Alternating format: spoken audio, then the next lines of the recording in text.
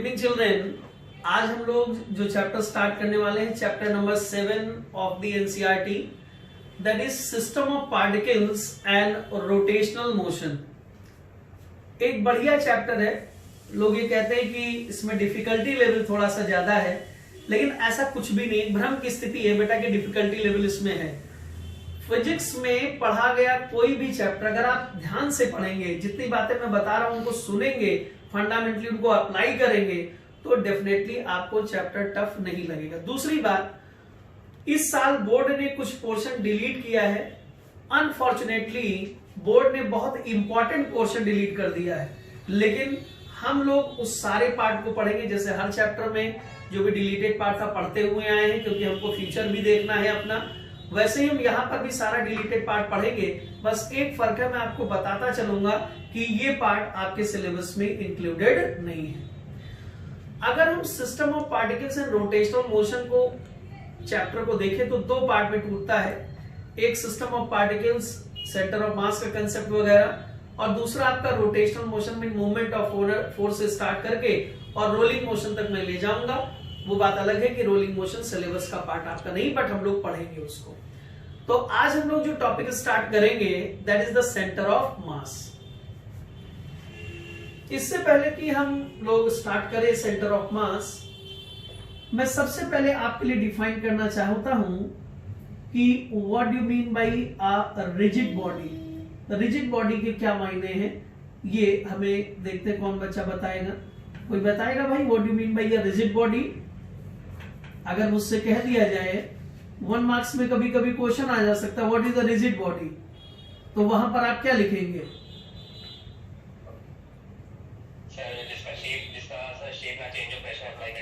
Pressure apply करने के बाद, या कहते हैं डिफॉर्मिंग फोर्स अप्लाई करने के बाद।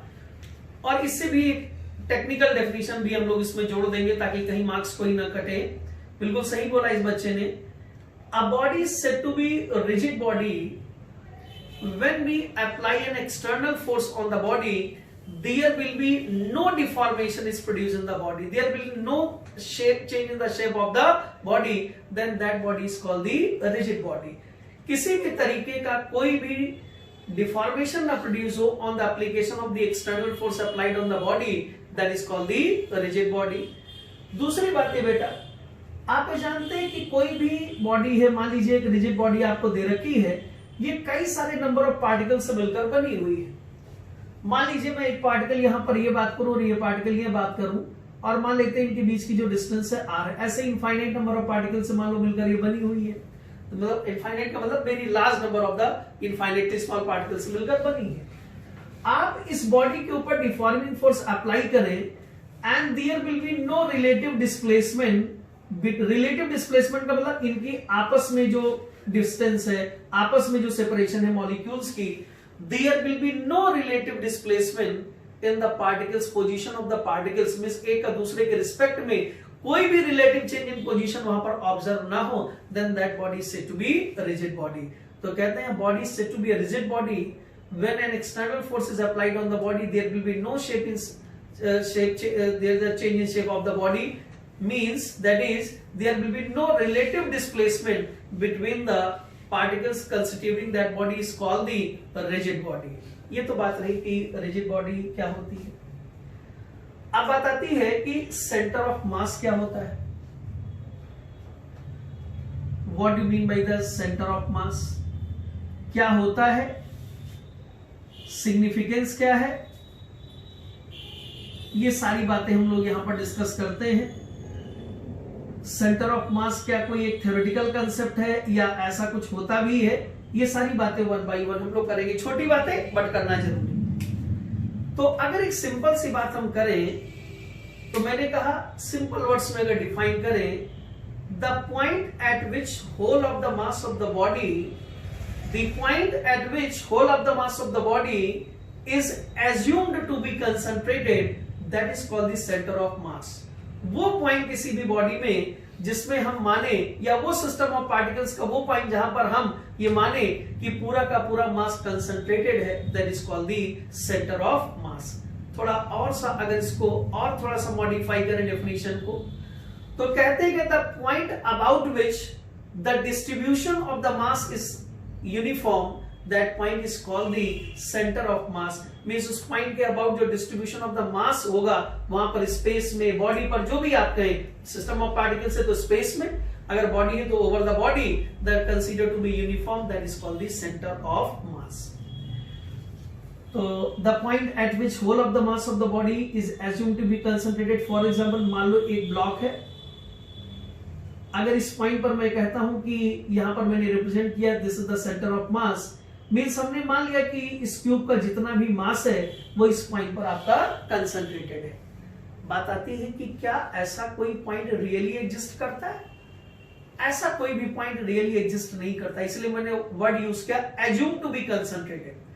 ये एक केवल हाइपोथेटिकल पॉइंट है जहां पर हमने पूरे बॉडी के मास को कंसंट्रेटेड माना है, वो whole of the mass of the body to be concentrated. तो सिंपल सी बात है, it is not having a real, मतलब कोई रियलिटी इसमें नहीं है. This is the assumed point, this is the hypothetical point where whole of the mass of the body is assumed to be concentrated. वो बात अलग है कि उस हाइपोथेटिकल पॉइंट को लोकेट करने के लिए, उसको फाइंड आउट करने के लिए there the different methodology will be used.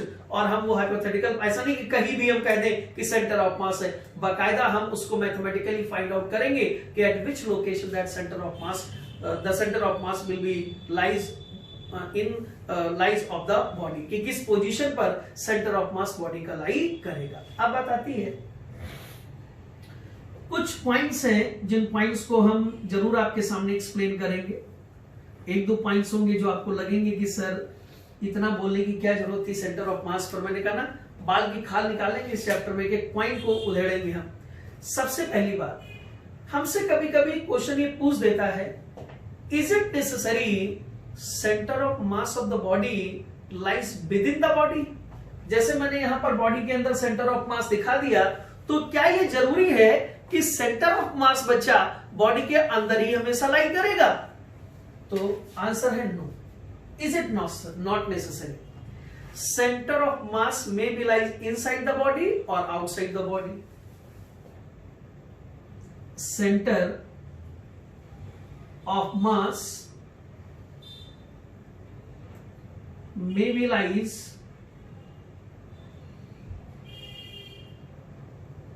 inside the body, may be lies inside the body or outside the body, outside the body. Centre of mass body के अंदर भी लाई कर सकता है और बॉडी के बाहर भी लाई कर सकता है. आते हैं सेकेंड पॉइंट. अभी जब सेंटर ऑफ ग्रेविटी पढ़ाऊंगा तब सेंटर ऑफ मास और सेंटर ऑफ ग्रेविटी को कंपेयर भी करूंगा, उससे पहले ही.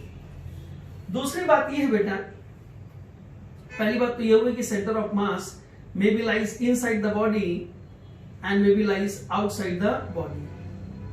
जैसे मैं बात करूं कि मान लीजिए आपके पास एक यूनिफॉर्म डिस्क है, सॉरी यूनिफॉर्म रेक्टेंगुलर लैमिना है, इसका सेंटर ऑफ मास इस बॉडी के अंदर है, लेकिन यहीं पर अगर आपके पास एल शेप्ड लैमिना होता, एल शेप्ड लैमिना, तो उसका जो सेंटर ऑफ मास है वो बॉडी के बाहर लाई करेगा. बाकायदा इसको मैं जब अभी न्यूमेरिकल कराऊंगा तो कैलकुलेट करके दिखाऊंगा. तो कहने का मतलब ये हुआ कि ये जरूरी नहीं है कि सेंटर ऑफ मास बॉडी के अंदर ही लाई करे. It may be lies inside the body, it may be lies outside the body. दूसरी बात, second point, independent of coordinate system. Independent of coordinate system. पूरा वर्ड कंप्लीट कर देता हूं. Position of centre of mass is independent of coordinate system. Position of centre of mass is independent of coordinate system. मतलब क्या कहना चाहता हूं? मतलब मैं आपसे यह कहना चाहता हूं कि मान लीजिए तुम्हारे पास एक यूनिफॉर्म रॉड है, there is the uniform rod, और आप ये कहते हैं कि इस पॉइंट पर ये सेंटर ऑफ मास, मतलब सेंटर ऑफ मास है, तो बट ऑब्वियस है इस रॉड को आप एक्स एक्सिस पर प्लेस कर दें तो X coordinate of centre of mass आएगा, वाई एक्सिस पर प्लेस कर दें तो Y coordinate of centre of mass आएगा.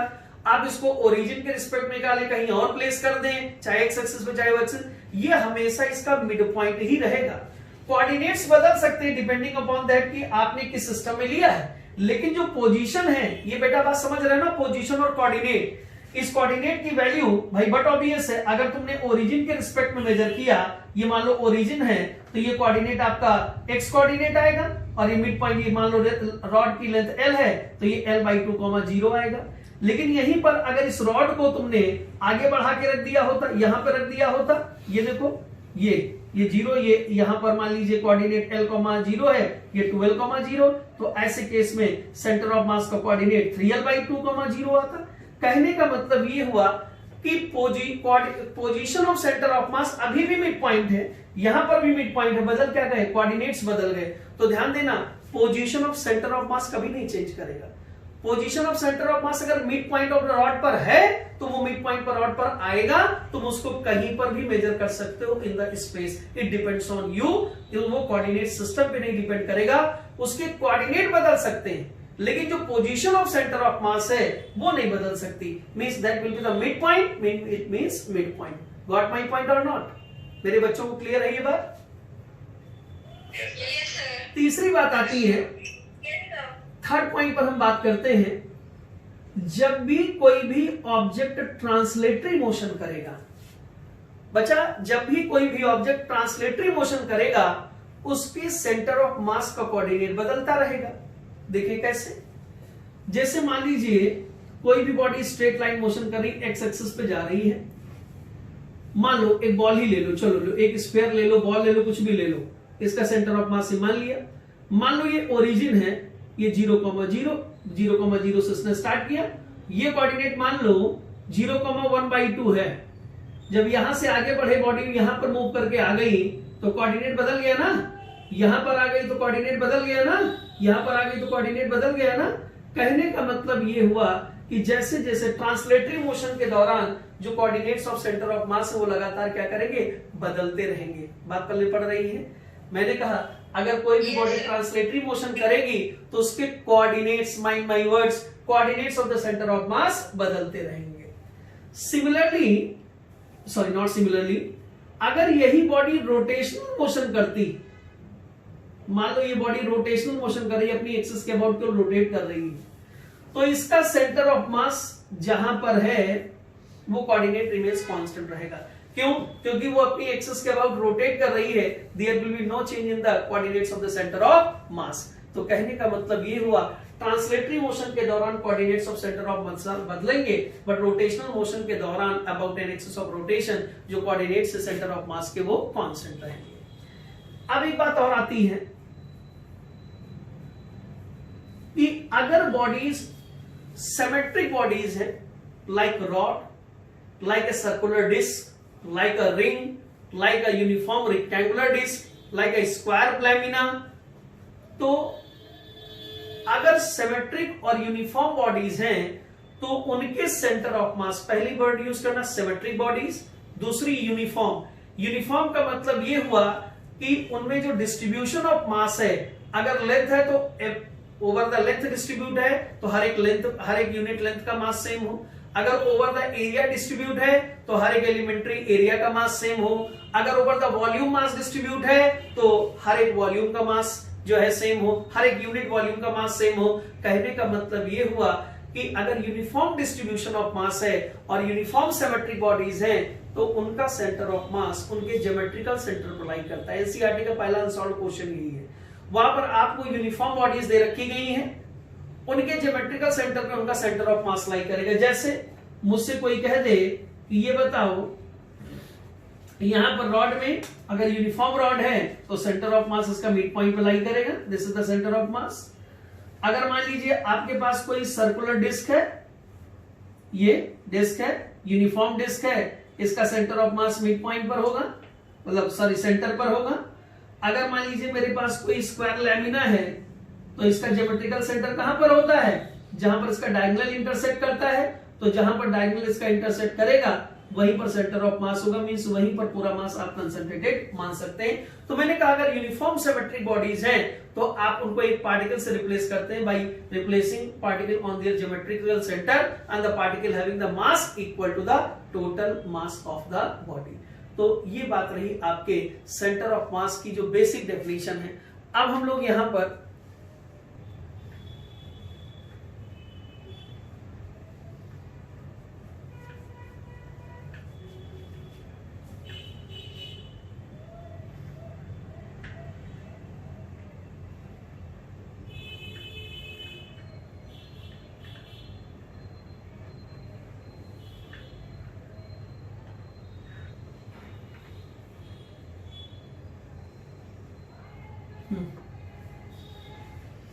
तो ना बेटा we are just going to find out the center of mass, position of center of mass in which only two particles are present having the mass m1 and m2।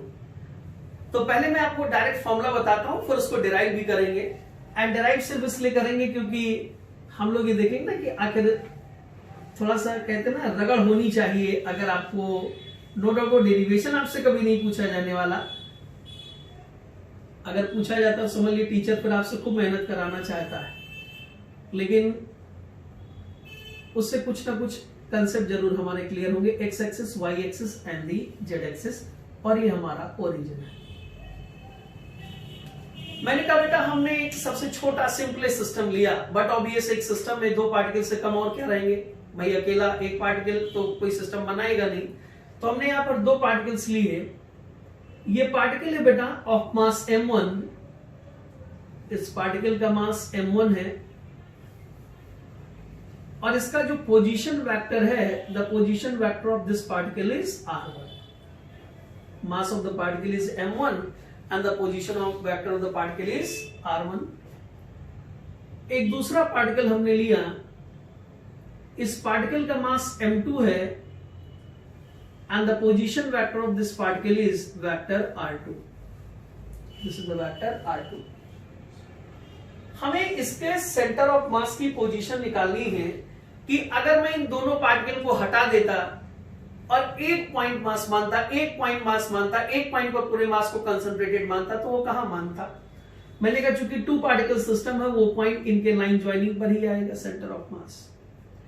मैंने मान लिया कि मान लीजिए इस पॉइंट पर ये सेंटर ऑफ मास है, तो सबसे पहली बात है कि what you mean by the कि इस पॉइंट पर सेंटर ऑफ मास है, मींस कहने का मतलब ये हुआ कि इस पॉइंट पर हम ये मानेंगे कि पूरे सिस्टम का मास, दैट इज दो पार्टिकल हैं, तो दोनों पार्टिकल के मास के बराबर का मास यहां पर कंसंट्रेटेड है, that is m1 plus m2 यहां पर कंसंट्रेटेड है। बात आती है कि ओरिजिन के रिस्पेक्ट में अगर मैं इस कोऑर्डिनेट को कहूं, सॉरी इस वेक्टर को कहूं, तो ओरिजिन के रिस्पेक्ट में मैंने कहा इसका जो पोजीशन वेक्टर है बेटा, ओरिजिन के रिस्पेक्ट में जो इसका पोजीशन वेक्टर है, that will be RCM, that is position vector of the centre of mass, position vector of the centre of mass. तो जरा देखना बेटा, अगर मैं यहां पर position vector of centre of mass निकालूं, तो vector RCM is equals to पहले पार्टिकल का मास मल्टीप्लाइड बाई उसका पोजीशन वेक्टर प्लस दूसरे पार्टिकल का मास मल्टीप्लाइड बाई उसका position vector divided by m1 plus m2, पहले पार्टिकल का मास प्लस दूसरे पार्टिकल का mass. This is the formula for finding the position vector of the centre of mass of the two particle system, जहां पर m1 पहले particle का मास है, r1 उस पार्टिकल का पोजीशन वेक्टर है, m2 दूसरे पार्टिकल का मास है, r2 उसका पोजीशन वेक्टर है, divided by m1 plus m2। ये हमें निकाल के आएगा, ये हम लाएंगे। तो डेरिवेशन सब लोग करना चाहेंगे ना भाई इसका? अरे करना चाहिए नहीं करना? करना चाहे तो कराएं, नहीं तो क्यों कराएं, स्कूल में तो कराया नहीं गया होगा। तो अब आप देखिएगा बेटा, यहां पर हम इसका प्रूफ करते हैं। थोड़ा इंटरेस्टिंग और लेंथी प्रूफ है, बट देखते हैं हम लोग यहां पर करेंगे इस प्रूफ को, उसके बाद फिर इस फॉर्मूले का पोस्टमार्टम करेंगे हम लोग। आते हैं प्रूफ पर। बड़ा इंटरेस्टिंग चैप्टर है बेटा, मन लगा के पढ़ेंगे तो इसका जितना भूत लोग क्रिएट करते हैं ना भौकाल, वो सब खत्म हो जाएगा, ठीक है ना। मैंने कहा मान लेता हूं, let vector small f1 is the external force applied on the particle of mass m1. Mind it, external force applied on the particle, external force applied on the particle of mass m1, particle of mass m1 या particle m1 भी कह सकते हैं। तो मान लेते हैं first, वैसे मैंने वेक्टर f1 दिखा दिया। अब आप कहोगे सर आप अंतर्यामी इधर क्या काम कर रहे हैं? भैया वेक्टर लिख दिया, किसी भी डायरेक्शन में आप उसको दिखा सकते हैं, मैंने रिप्रेजेंट कर दिया बस इसको। सिमिलरली बेटा जो वेक्टर f2 है, this is the external force acting on the body 2। ये external force acting on the body 2 काम कर रहा है। मैंने कहा वेक्टर लिख दिया है, आप किसी भी ओरिएंटेशन में इसको दिखा सकते थे, कोई दिक्कत नहीं। तो F1 is the external force acting on the particle of mass m1 and F2 is the external force acting on the particle of mass m2। अब देखना vector F12 force acting on the particle 1, force acting on particle 1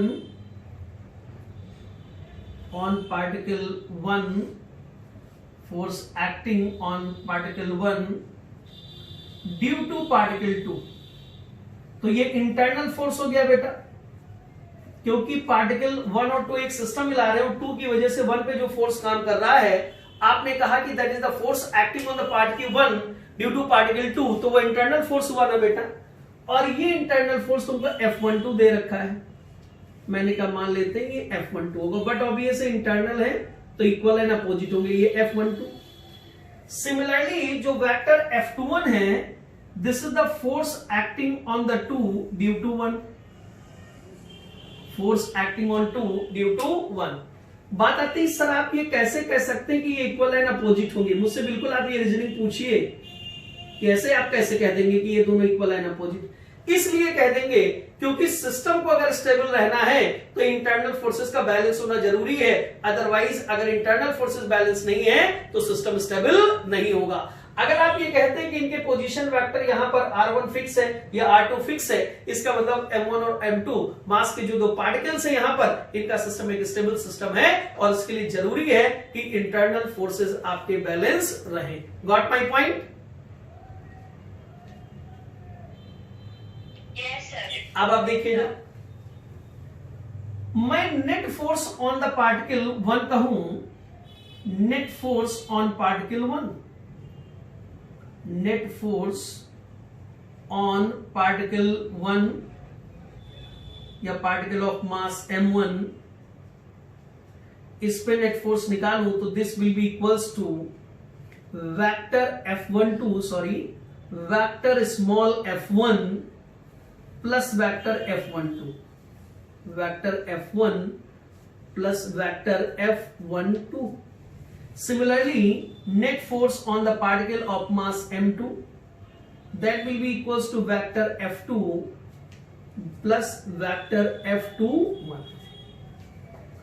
अब आप देखिएगा बेटा, आप जानते हैं कि net force will be equals to rate of change of linear momentum. होता है नहीं होता है? Rate of change of linear momentum, तो मैंने कहा पहले पार्टिकल का जो rate of change of linear momentum that is dp1 by dt, और vector F2 plus F2 that is rate of change of linear momentum that is dp2 by dt। ये आपका इन दोनों को ऐड कर दीजिए बेटा, मैंने ऐड कर दिया। Vector F1 plus vector F2 external forces on the particles को एक साथ लिया, plus vector F12 plus vector F21 को एक साथ ले लिया, is equal to vector dp1 by dt plus vector dp2 by dt। ये आ गया। अब आपका देखिए इनका रिजल्टेंट तो जीरो होगा, उसका एक रीजन है इंटरनल फोर्सेस हैं, इंटरनल फोर्सेस बैलेंस होंगे, means minus F12 plus F21 के बराबर होगा, equal and opposite forces, therefore this resultant will be equals to 0। इनका तो रिजल्टेंट इंटरनल फोर्सेस का 0 हो गया। This implies that vector F1 plus vector F2 is equal to d by dt of vector P1 plus vector P2, d by dt of vector P1 plus vector P2। अब जरा देखना बेटा आप लोग, This implies that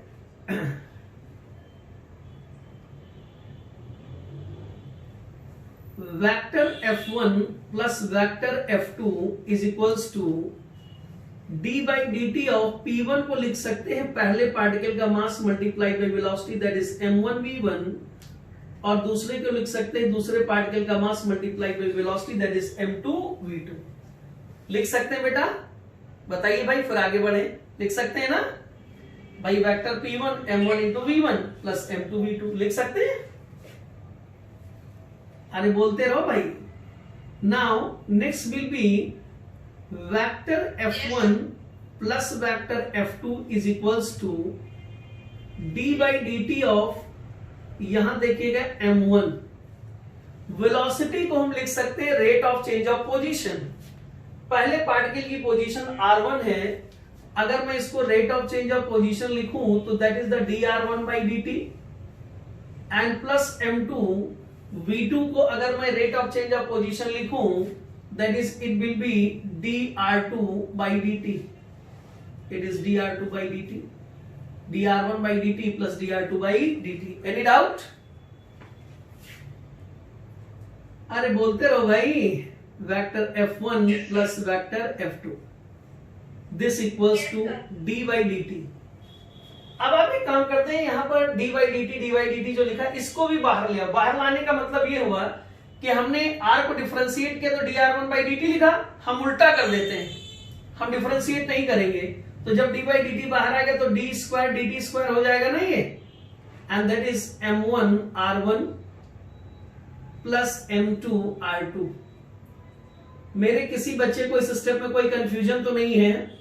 मैंने कहा बेटा उल्टा करके देखिए, ये मान लो r1 प्लस r2 होता तो डिफरेंशिएट करते dr1 by dt plus dr2 by dt, d by dt operator बाहर ले आए तो d बाई dt था, अब ये हो गया d अपॉन dt स्क्वायर। मतलब इसका मतलब ये हुआ कि ये एक्सप्रेशन कितनी बार डिफरेंशिएट होगा? 2 बार। d square upon dt square that is m1 r1 plus m2 r2। इसको इक्वेशन नंबर 1 मार्क करके छोड़ दीजिए। अब आ जाइए सेंटर ऑफ मास वाले पार्टिकल पर। तुमने ये कहा कि सेंटर ऑफ मास वो पोजीशन है जहां पर आपने पूरे पार्टिकल के मास को, पूरे सिस्टम ऑफ पार्टिकल्स के मास को मान लिया, दैट इज पूरा मास m1 और m1 प्लस m2 यहीं पर लोकेटेड है। मैंने कहा जितना एक्सटर्नल फोर्स मैंने इन पार्टिकल्स पर अलग अलग लगाया है, सेम एक्सटर्नल फोर्स मैं इसी पार्टिकल पर अकेले लगा दूं, जो ट्रांसलेटरी इफेक्ट ये पार्टिकल्स मिलकर दे रहे हैं, अगेन आई एम रिपीटिंग, जो ट्रांसलेटरी इफेक्ट ये दोनों पार्टिकल मिलकर दे रहे हैं, वही ट्रांसलेटरी इफेक्ट ये पार्टिकल जहां पर सेंटर ऑफ मास आपने माना अकेले देता, तो तब ये पोजीशन कहलाती सेंटर ऑफ मास। तो मैंने कहा जरा सेंटर ऑफ मास पर पूरा फोर्स लगा दो, कितना होगा?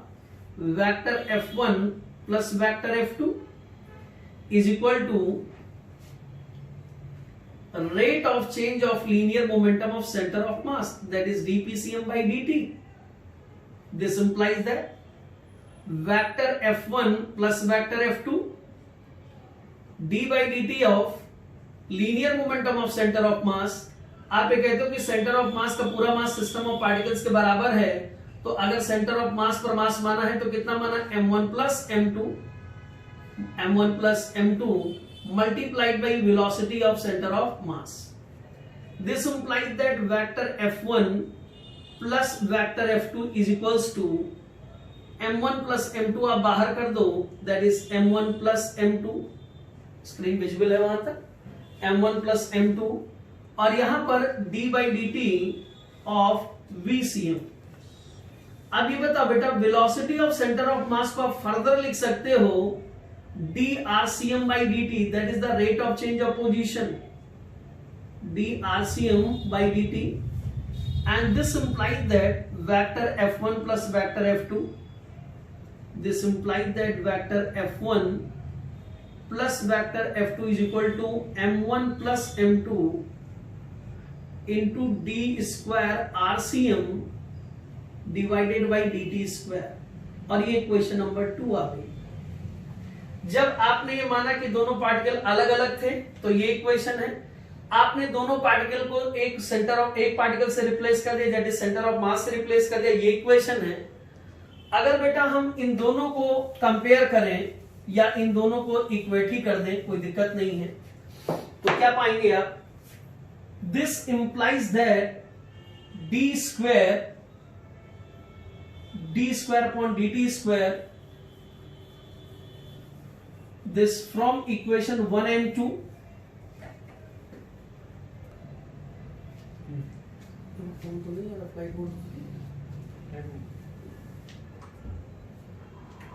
ना बेटा अगर हम यहां पर बात करें from equation first and second, तो आप देख सकते हैं f1 plus f2 D square D T square m1 r1 plus m2 r2, यहां पर vector f1 plus m2 m1 plus m2 D rcm D T square equation number 2।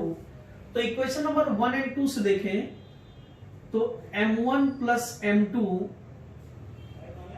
Into D square RCM divided by D T square is equals to D square D T square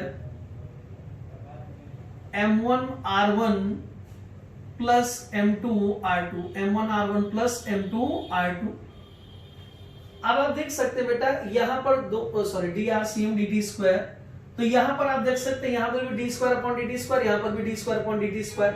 तो एक तरीके से कहा जाए, आप चाहे कह दें कंपेयर कर दिया, आप चाहे कह दें कि दो बार अगर हम इस एक्सप्रेशन को इंटीग्रेट कर दें तो नाउ ऑपरेटर आपके हट जाएंगे और m1 plus m2 into RCM is equals to m1 r1 plus m2 r2, m1 r1 plus m2 r2, and this implies that यहां से आपको बेटा एक्सप्रेशन मिल गया, this implies that RCM is equals to vector RCM is equals to m1 r1 plus m2 r2 divided by m1 plus m2, m1 r1 plus m2 r2 divided by m1 plus m2। This is the position of the center of mass of the body, ये आपकी position of centre of mass of the body यहां पर आ गई। इस proof में बेटा किसी को कोई कंफ्यूजन है?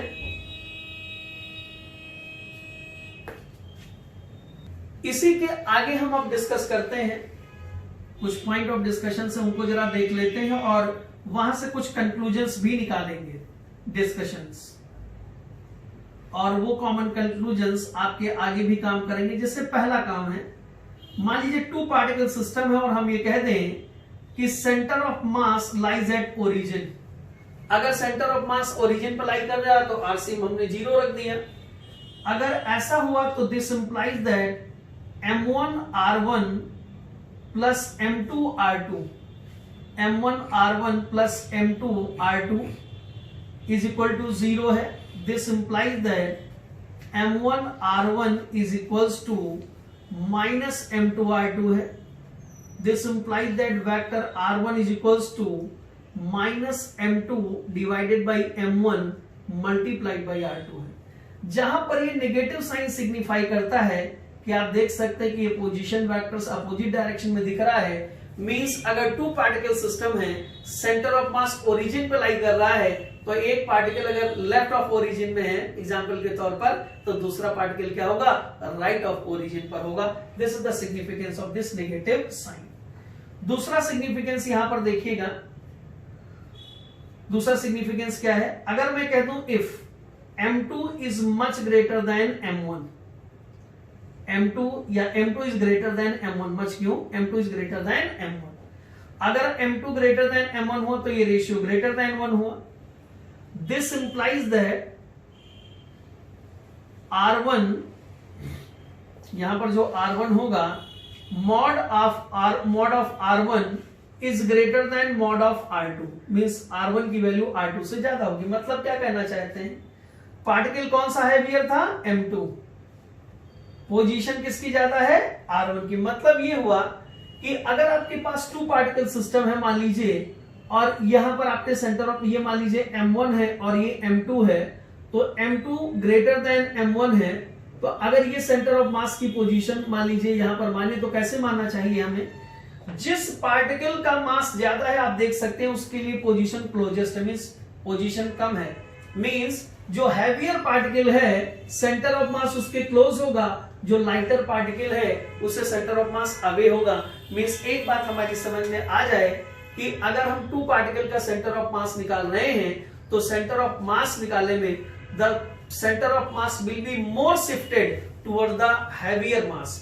सेंटर ऑफ मास ज्यादा शिफ्टेड होगा टुवर्ड्स द हैवियर मास। इसी तरीके से अगर किसी बॉडी में भी निकालेंगे हम तो जिस साइड मास ज्यादा होगा सेंटर ऑफ मास उस साइड शिफ्ट करेगा ज्यादा इन कंपैरिजन टू द उस साइड के जहां पर मास कंपैरेटिवली कम है या डिस्ट्रीब्यूशन थोड़ा सा लाइट है। तो ये बात रही आपके पोजीशन ऑफ सेंटर ऑफ मास। अब हम देखेंगे इसको कोऑर्डिनेट के फॉर्म में। अब मान लीजिए बेटा इसी को कोऑर्डिनेट के फॉर्म में देखना हो तो मैंने कहा मान लेते हैं जहां पर ये पार्टिकल 1 प्लेस है, ये पार्टिकल 1 है, इसके कोऑर्डिनेट है x1, y1, z1। सिमिलरली यहां पर पार्टिकल 2 प्लेस है, इसके कोऑर्डिनेट है x2, y2, z2। और बच्चा सेंटर ऑफ मास के कोऑर्डिनेट हमने मान लिए यहां पर x centre of mass means x coordinate of centre of mass, y coordinate of centre of mass and z coordinates of centre of mass. x coordinate of centre of mass, y coordinate of centre of mass and z coordinate of centre of मास। ये coordinates आपने यहां पर ले लिए। मुझे इस point पर position of centre of mass को रिप्रेजेंट करना कि कैसे आएगा वो देखते हैं।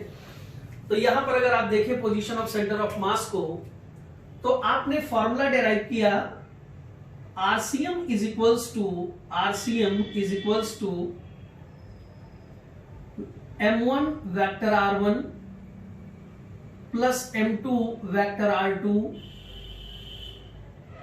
Divided by M1 plus M2। M1 vector R1 plus M2 vector R2 divided by M1 plus M2। This implies that अगर हम RCM को लिखें तो X centre of mass I cap plus Y centre of mass J cap plus Z centre of mass K cap is equals to M1, जरा R1 के coordinate रखिएगा बेटा, R1 के X1 I cap plus Y1 J cap plus Z1 K cap plus ये M2 हुआ बेटा, R2 के coordinate रखो X2 I cap plus Y2 J cap plus Z2 K cap divided by M1 plus M2 divided by M1 plus M2। अब यहां पर हम क्या करेंगे बेटा कि दोनों साइड्स को कंपेयर कर देंगे। कंपेयर का मतलब ये हुआ कि I के कोऑर्डिनेट को I से, J के कोऑर्डिनेट को J से और K के कोऑर्डिनेट को K से। जरा देखना भाई ऑन कंपेयरिंग बोथ साइड्स क्या मिलेगा हमें। On comparing both sides, on comparing both sides we get, दोनों साइड्स को कंपेयर करते हैं हम लोग यहां पर। तो यहां पर I का कोफिशिएंट XCM है, जरा यहां देखना M1 से मल्टीप्लाई करोगे इसमें तो ये M1 X1 हो जाएगा I का कोफिशिएंट, और यहां पर देखो तो M2 X2 हो जाएगा I का coefficient, that is M2 X2। फिर से देखना बेटा, यहां पर तुमने मल्टीप्लाई किया तो M1 X1 हो गया I का कोफिशिएंट, यहां पर मल्टीप्लाई किया तो M2 X2 हो गया divided by M1 plus M2, divided by M1 plus M2। This is the X coordinate of centre of mass. Similarly अगर मुझे Y coordinate of centre of मास निकालना है तो पहले पार्टिकल का mass multiplied by Y coordinate, दूसरे particle का mass multiplied by Y coordinate divided by M1 plus M2। इसी तरीके से अगर हमें Z coordinate of centre of मास निकालना है तो पहले पार्टिकल का mass multiplied by Z coordinate, दूसरे पार्टिकल का mass multiplied by Z coordinate divided by M1 plus M2। और इस तरीके से तीनों मींस I के कोफिशिएंट को I से कंपेयर कर दिया, J को J से और K को K से, we get the coordinates of the centre of mass. किसी बच्चे को कोई डाउट है यहां तक? अब बेटा इसी टू पार्टिकल सिस्टम पर मैं एनसीईआरटी का एक अनसॉल्व्ड क्वेश्चन आपको कराता हूं, that is unsolved 7.2। 7th chapter होगा आई थिंक ये, यस, अनसॉल्व्ड 7.2। पता लगे हमने सीख तो लिया, अब 2 पार्टिकल सिस्टम है वहां पर, इस वजह से कराए दे रहा हूं। उसके बाद फिर हम लोग n पार्टिकल सिस्टम पढ़ेंगे नेक्स्ट टर्न पर, अनसॉल्व्ड 3.2। सेंटर ऑफ मास कम से कम बेटा 3-4 घंटे चलेगा। आपसे कहता है कि HCl मॉलिक्यूल है, HCl मॉलिक्यूल है जहां पर chlorine molecule is 30.5 times heavier than the hydrogen molecule. मतलब ये हुआ कि अगर मैं हाइड्रोजन का मास m ले लूं तो क्लोरीन का मास कितना है, that is equal to 35.5 m है, this is the mass of the chlorine. आपसे कहता है कि HCl मॉलिक्यूल की जो बॉन्ड लेंथ है, बट ऑब्वियस ये H+ है, ये क्लोरीन माइनस है, भाई केमिस्ट्री हमें कम आती, जरा देखे रहना। इनके बीच की जो बॉन्ड लेंथ दे रखी है वो 1.27 एंगस्ट्रॉम दे रखी है भाई, इट इज गिवन 1.27 एंगस्ट्रॉम। तो कहता है कि बताओ कि where the centre of mass of the HCl molecule be lie, कहां पर इस HCl मॉलिक्यूल का सेंटर ऑफ मास बच्चा लाई करेगा, ये हमें बताना है। तो देखो हम कैसे बताएंगे where the centre of mass of the molecule be lie, देखते हैं। सबसे पहली बात यह है कि सर हमें फॉर्मूला तो पता है 2 पार्टिकल सिस्टम के लिए कि कैसे सेंटर ऑफ मास निकाला जाएगा, चाहे वेक्टर के फॉर्म में आप हमें दे दीजिए, चाहे हमें कोऑर्डिनेट के फॉर्म में दे दीजिए, लेकिन बात यह आती है कोऑर्डिनेट मिलेंगे कैसे। तो ध्यान रखना, चाहे 2 पार्टिकल सिस्टम हो चाहे n पार्टिकल सिस्टम हो, आप सिस्टम में जब तक किसी एक पार्टिकल को ओरिजिन पर नहीं लेंगे तब तक बाकी कोऑर्डिनेट डिसाइड ना हो पाएंगे बेटा। फिर से मैं कहता हूं, चाहे 2 पार्टिकल सिस्टम हो चाहे n पार्टिकल सिस्टम हो, जब तक आप उनमें से किसी एक को अपने कोऑर्डिनेट पे नहीं लेंगे, मतलब ओरिजिन पे नहीं लेंगे, तब तक आप बाकी कोई कोऑर्डिनेट डिफाइन नहीं कर पाएंगे। तो देखो मैंने क्या किया, ये एक लीनियर मॉलिक्यूल है, तो चाहे तुम इसको x एक्सिस पर रख लो, चाहे y एक्सिस पर रख लो, चाहे z एक्सिस पर, फिलहाल हमने इसको x एक्सिस पर रख दिया। ये x है और ये y है। मान लेते हैं कि यहां पर ओरिजिन पर हाइड्रोजन, मान लेते हैं कि यहां पर हम हाइड्रोजन मान लेते हैं ओरिजिन पर, ये ओरिजिन है, और यहां पर मान लेते हैं हाइड्रोजन है H+, और यहां पर ये क्लोरीन है, दिस इज द क्लोरीन, ये आपका क्लोरीन है Cl-। बॉन्ड लेंथ तुम कह रहे हो, बॉन्ड लेंथ तुम कह रहे हो कितनी है 1.27। मतलब ये हुआ कि अगर ये कोऑर्डिनेट में 0,0 कह दूं तो ये कोऑर्डिनेट 1.27,0 एंगस्ट्रॉम होगा या नहीं होगा? अरे होगा कि नहीं होगा भाई? आपने कहा बॉन्ड लेंथ 1.27, इसको 0,0 कह देंगे, 1.27,0 हो गया। ये coordinate m1 is equals to, यहां पर अगर m है तो यहां पर m2 is equal to 35.5 m है। अरे होएगा नहीं होएगा? अरे होएगा कि नहीं होएगा? होएगा ना भाई। अब ये बताओ, ये पहले पार्टिकल के कोऑर्डिनेट्स आ गए x1 y1, ये दूसरे पार्टिकल के कोऑर्डिनेट्स आ गए x2 y2। ये पहले पार्टिकल का मास m, ये दूसरे पार्टिकल का मास 30.5 m। निकाल देंगे ना पोजीशन ऑफ सेंटर ऑफ मास? अरे निकाल देंगे नहीं निकाल देंगे? तो मान लो यहां पर हमने x सेंटर ऑफ मास निकाला, अगर x सेंटर ऑफ मास निकाला यहां पर, तो this will be equals to m1 x1 plus m2 x2 divided by m1 plus m2 divided by m1 plus m2।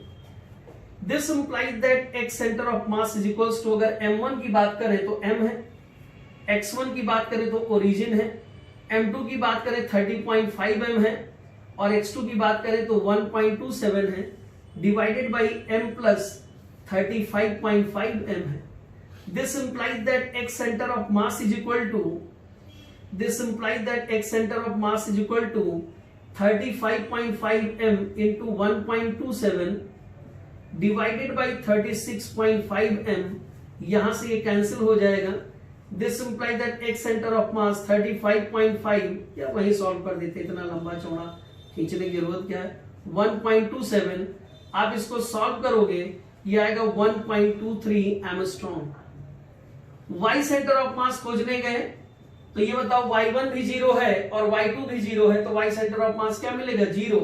And this implies that जो सेंटर ऑफ मास की position आ गई बेटा, जो सेंटर ऑफ मास की पोजीशन आ गई वो कहां पर आ गई 1.23 एंगस्ट्रॉम 0। बात पल्ले पड़ रही है। तो इस तरीके से इस 2 पार्टिकल सिस्टम का हम सेंटर ऑफ मास निकालेंगे। तो यहां पर अगर हम सेंटर ऑफ मास निकालें तो centre of mass will be position of centre of mass, centre of mass is equals to, ये आपका आ गया 1.23 एंगस्ट्रॉम 0। तो ये बात रही बेटा, ठीक है ना, कोई दिक्कत यहां तक? तो आज फिर हम यहीं तक रखते हैं, अगले टर्न पर इसके आगे हम बातचीत करेंगे, ठीक है।